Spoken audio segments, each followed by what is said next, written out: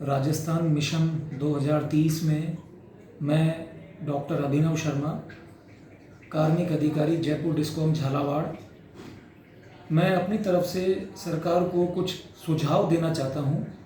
मैंने कुछ पॉइंट्स बनाए हैं मिशन 2030 के लिए कि ऊर्जा के क्षेत्र में बिजली विभाग क्या क्या इसमें इम्प्लीमेंट कर सकता है। तो पहला पॉइंट है कि बिजली कर्मचारियों के बिजली बिलों में 50% छूट दी जाए।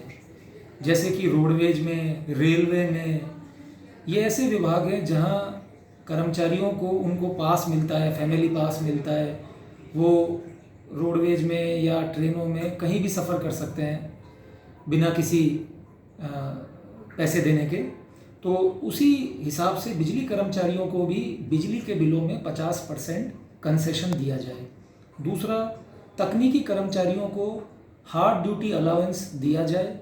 जैसे कि बहुत से विभाग हैं, जैसे पटवारी है, पुलिस है, यहाँ हार्ड ड्यूटी अलाउंस दिया जाता है।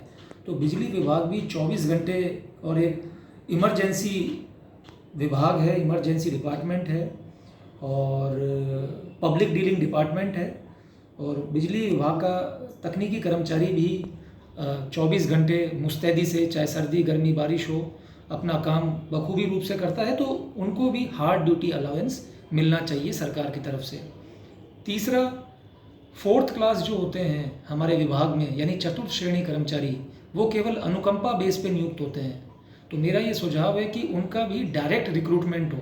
जैसे टेक्निकल हेल्पर्स का होता है, टेक्नीशियंस जिन्हें कहते हैं हम, टेक्नीशियंस का होता है, मिनिस्ट्रियल स्टाफ का होता है, ऐसे ही 4th क्लास का भी डायरेक्ट रिक्रूटमेंट हो। क्योंकि बहुत से ऑफिसेज में 4th क्लास की कमी है, जिससे कि काम सुचारू रूप से संपादित नहीं हो पाता। चौथा, बिजली चोरी करने वालों को राजनीतिक संरक्षण प्राप्त नहीं हो, वह उनके खिलाफ सख्त से सख्त कार्रवाई हो, और इसके लिए जिला प्रशासन व सरकार बिजली कर्मचारियों का चोरी पकड़ने में सहयोग प्रदान करे। आमतौर पर यह देखा जाता है कि ग्रामीण क्षेत्रों में बिजली चोरी होती है और वहाँ राजनीतिक रूप से उन्हें संरक्षण प्राप्त होता है, तो वो घबराते नहीं हैं, पॉलिटिकल सपोर्ट होता है। तो बिजली विभाग के वहाँ कर्मचारी जाते हैं तो उनके साथ मारपीट भी होती है।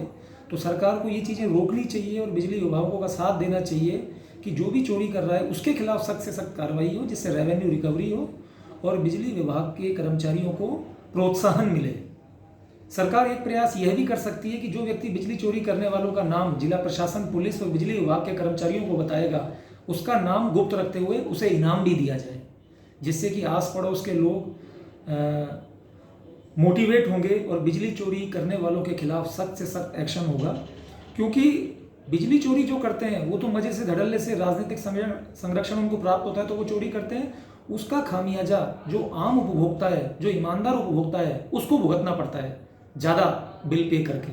तो इसलिए एक प्रोत्साहन के लिए सरकार ये एक प्रयास कर सकती है कि जो भी बिजली चोरी करते हुए कोई पाया जाता है तो कोई उसकी सूचना देता है तो उसको गुप्त रखा जाएगा। जैसे एसीबी का है, एसीबी में गुप्त रखा जाता है और उसको इनाम दिया जाता है, ऐसे ही इसमें भी उसका नाम गुप्त रखते हुए और उसको इनाम दिया जाए और बिजली चोरी करने वालों के खिलाफ सख्त से सख्त कार्रवाई हो। एक बात मैं ये कहना चाहूँगा कि विभाग की तरफ से अगर कोई विद्युत तंत्र से दुर्घटना घटित होती है तो भैंस का मुआवजा 20,000 रुपये है, जो कि 15 साल से यही चला आ रहा है। और भैंस की रेट इम्प्रूव होनी चाहिए। भैंस का मुआवजा सरकार को 40,000 रुपये और आम जन की दुर्घटना होने पर 5 लाख की जगह 8 लाख रुपए की मुआवजा राशि सरकार को संशोधित करनी चाहिए। ये राशि यदि विद्युत तंत्र से दुर्घटना घटित होती है तो। एक बहुत ही महत्वपूर्ण बात है कि सभी लोग सुझाव देते हैं कि ये काम होना चाहिए, ये काम होना चाहिए। वो तभी हो सकता है जब स्टाफ प्रॉपर हो, यानी ज़्यादा से ज़्यादा सरकार रोजगार के साधन उपलब्ध कराए, रोजगार उपलब्ध कराए और बिजली विभाग में ज़्यादा से ज़्यादा लोगों को नौकरी दे। क्योंकि सभी जगह स्टाफों की बहुत कमी है, स्टाफ की बहुत कमी है, कर्मचारियों की बहुत कमी है। एक ही कर्मचारी पर अत्यधिक कार्यभार होने की वजह से वो काफ़ी दबाव महसूस करता है, टेंशन में रहता है, प्रेशर में आता है। तो ये तभी कम हो सकता है जब सरकार ज़्यादा से ज़्यादा वैकेंसी निकाले, ज़्यादा से ज़्यादा लोगों को रोजगार मुहैया कराए, जिससे उनको रोजगार मिलेगा और कार्य क्षमता में वृद्धि होगी और जो कर्मचारियों पे अत्यधिक कार्यभार है उनका भी कार्यभार कम होगा और वो सही ढंग से काम कर पाएंगे। ठेकेदारी प्रथा बंद हो क्योंकि ज़्यादा से ज़्यादा दुर्घटना ठेकेदारी प्रथा के कारण ही होती है। तो ठेकेदारी प्रथा अपने आप बंद हो जाएगी यदि सरकार ज़्यादा से ज़्यादा रोजगार मुहैया कराएगी, सरकारी कर्मचारियों की भर्ती करेगी। और एक मेरा लास्ट सुझाव है कि सभी सर्किलों में यानी सभी जिलों में एक्सीडेंट इंक्वायरी की एक अलग से पोस्ट क्रिएट हो, जिससे जो भी कोई एक्सीडेंट विद्युत तंत्र की तरफ से होता है तो उसकी इंक्वायरी एक्सीडेंट इंक्वायरी करे। अब क्या होता है, एक्सीएन ओएंडएम को इंक्वायरी ऑफिसर बनाया जाता है। ओएंडएम के पास वैसे ही इतना काम होता है कि उस अधिकारी को समय नहीं मिल पाता और कोर्ट केस हो जाते हैं, जिससे अनावश्यक रूप से वित्तीय भार निगम पर आता है।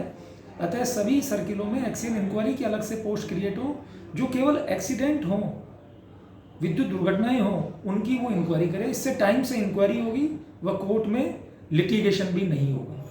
तो दोस्तों, ये मेरा एक सुझाव था सरकार को मिशन 2030 के लिए। Thank you.